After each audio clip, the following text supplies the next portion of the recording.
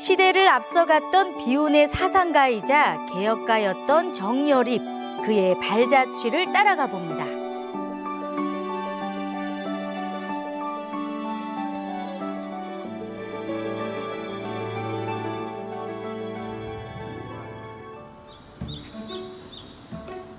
조선 중기의 문인이었던 정여립을 제대로 알기 위해 찾은 곳은 역사학자 신정일 위원의 자택입니다. 신정일 위원은 그동안 여러 편의 저서를 통해 정여립의 삶과 사상을 조명해 왔는데요. 그가 정여립에 주목하는 이유가 궁금합니다. 어때요? 진짜 조선에서 눈매와 이 인물의 모습이 굉장히 뭔가 그 기운이 느껴지는. 그렇죠. 지적이면서도 강인하고. 궁금증이 막 솟아나네요. 정여립은 그 당시 봉건왕조 시대에 천하는 공공한 물건이지 어디 일정한 주인이 있는가, 누구든 임금이 될 수 있다 한 거예요. 그렇기 때문에 최초의 공화주를 얘기한 사람이 바로 정여립이에요. 조선 선조 수정실록에 따르면 기축옥사의 주모자로 정여립을 꼽고 있는데요.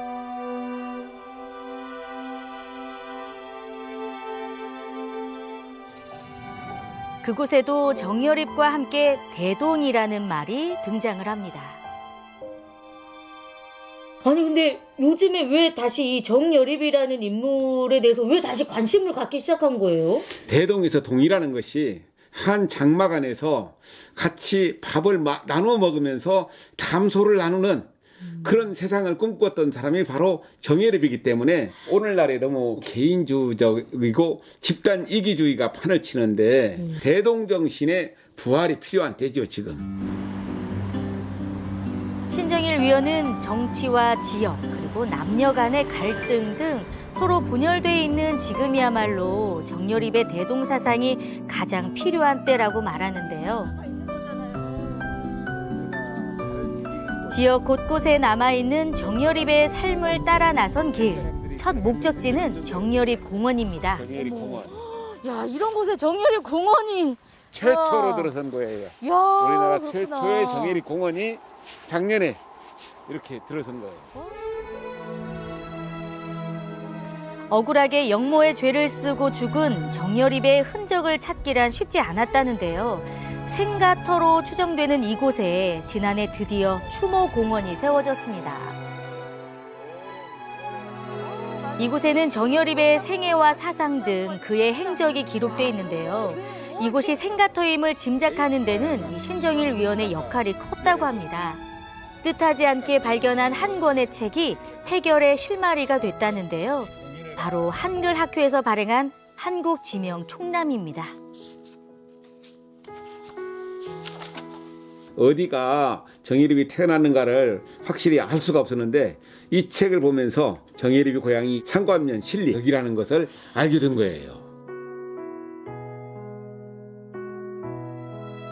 네, 이 책에 등장한 팥소라는 단어 때문이죠. 팥소라는 것은 예전에 역적이 나잖아.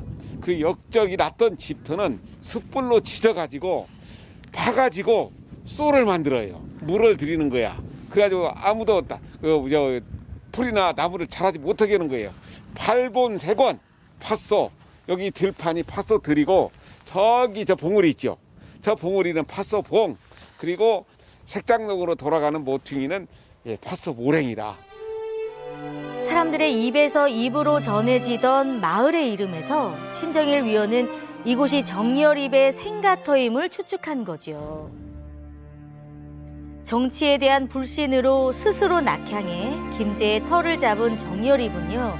그 후 전주와 금구, 태인 등지의 무사와 노비들을 끌어모아 대동계를 조직했는데요. 반상의 구분이 뚜렷했던 조선시대에서는 가히 파격적인 행보였습니다. 하지만 훗날 대동계는 정여립을 영모로 몰아가는 빌미가 됩니다. 그 일로 조선 최대의 옥사였던 기축옥사가 벌어지고 1000여 명에 달하는 사람이 목숨을 잃고 맙니다.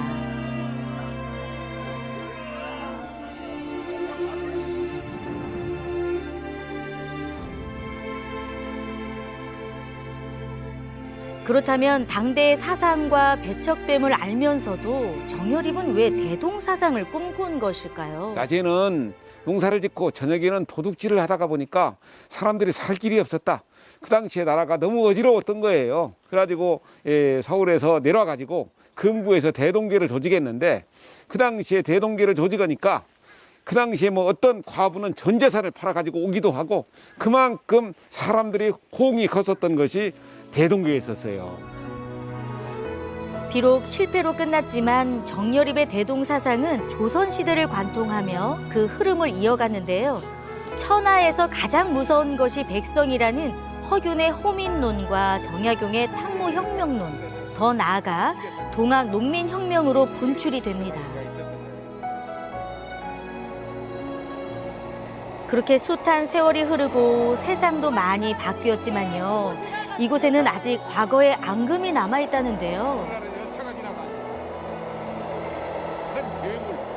정여립 사건이 일어난 뒤에 건너편 마을 이름이 참 이상하게 됐는데 저희가 하죽음, 대죽자, 그늘음자, 죽음리예요. 그런 이름이 붙여져 가지고 이곳에서 수많은 사람들이 죽고 나니까 그런 말들이 계속 이어졌어요. 그래가지고 하필이면 근데 여기서 사람들이 많이 교통사고로 많이 죽어요. 이름을 바꿔달라고 해가지고 지금은 부남리라는 이름으로 변경됐어요. 예전에는 서울에서 삼내를 거쳐 전주와 남원, 함양, 산청으로 나가는 길목이기도 했던 생가터 부근은요. 지금은 전라선 철길이 놓여 있습니다.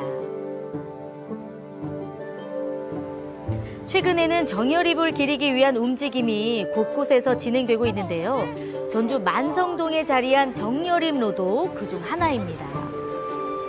하루에도 수없이 오갔을 그 길을 사람들은 어떻게 기억하고 있을까요? 벼슬을 그만두고 금구로 내려갈 때 이 길로에서 내려갔다 해가지고 이 길을 만들었는데 정말로 넓은 사람들이 가면서 볼 수 있는 큰 길이다 이렇게 정여립로를 만들고 나니까 정여립이 정말로 새롭게 부상하는 것 같아요. 네, 이 전주 시민들도 오며 가며 이 정여립이라는 사람이 어떤 인물이었는지 좀 더 가까이에서 느껴볼 수 있는 계기가 됐으면 좋겠어요. 네, 그럴 것 같습니다. 고향을 떠나 금구로 향하며 정여립은 어떤 꿈을 품었을까요? 그의 발걸음을 따라가 봅니다. 김제 금구의 털을 잡고 본격적으로 대동사상을 펼쳤던 그의 이야기 다음 시간에도 기대해 주세요.